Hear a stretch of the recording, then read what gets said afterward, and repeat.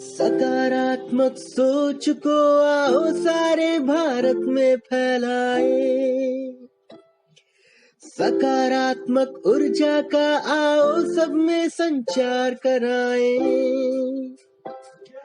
ऐसा ना हो कि हम अपनी जिम्मेदारी भूल न जाए, क्यों इंतजार करें हम किसी का, आओ एक मशाल जलाए।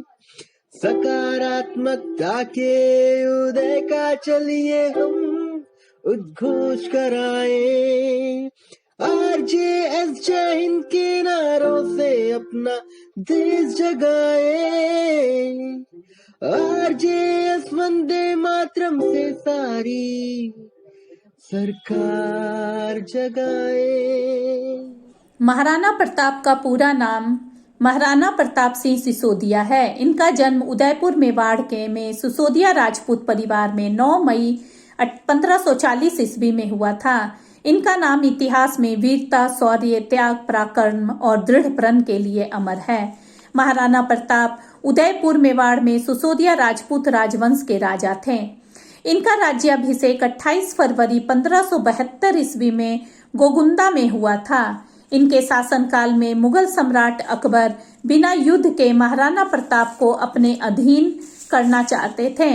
यह बात महाराणा प्रताप को समझाने के लिए उन्होंने अपने 4 राजदूत नियुक्त किए। पहला राजदूत जलाल खां 1572 में महाराणा प्रताप के खेमे में गया। इसी क्रम में 1573 में मानसिंह और भगवान दास भी गए।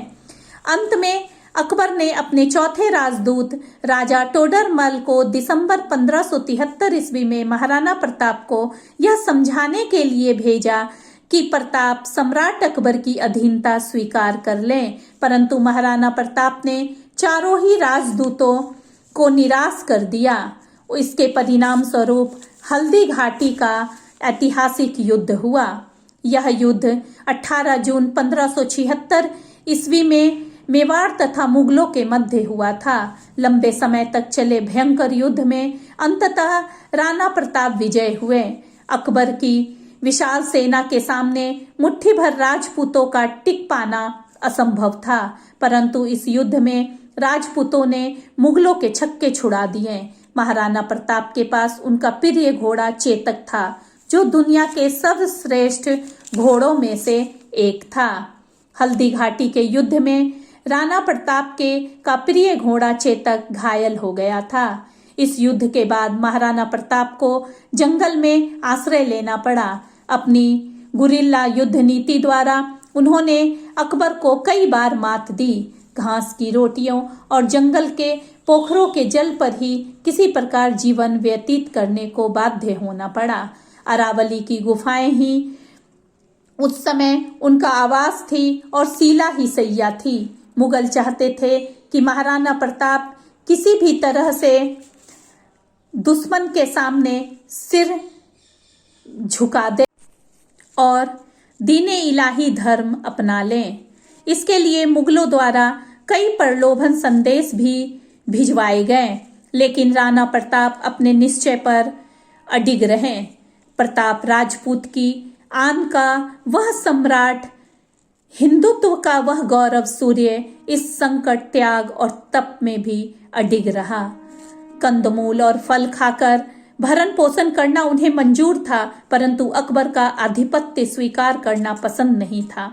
सीमित साधनों के बावजूद भी महाराणा प्रताप ने दुश्मन के सामने अपना सिर नहीं झुकाया। बाद में मेवाड़ के गौरव भामाशाह की मदद से महाराणा प्रताप ने अपने सैन्य बल का पुनः गठन किया तथा अपना कब्जा मेवाड़ पर फिर से स्थापित किया। उसके बाद मुगलों ने कई बार चुनौती दी, लेकिन मुगलों को मुंह की खानी पड़ी। अंततः युद्ध के दौरान लगी चोटों की वजह से 19 जनवरी 1597 ईस्वी में चावड़ में इनकी मृत्यु हो गई। 30 वर्षों के संघर्ष और युद्ध के बाद भी अकबर महाराणा प्रताप को न तो बंदी बना सका और न ही झुका सका। महान वह होता है जो अपने देश, जाति, धर्म और संस्कृति की सुरक्षा के लिए किसी भी प्रकार का समझौता न करे और सतत संघर्ष करता रहे।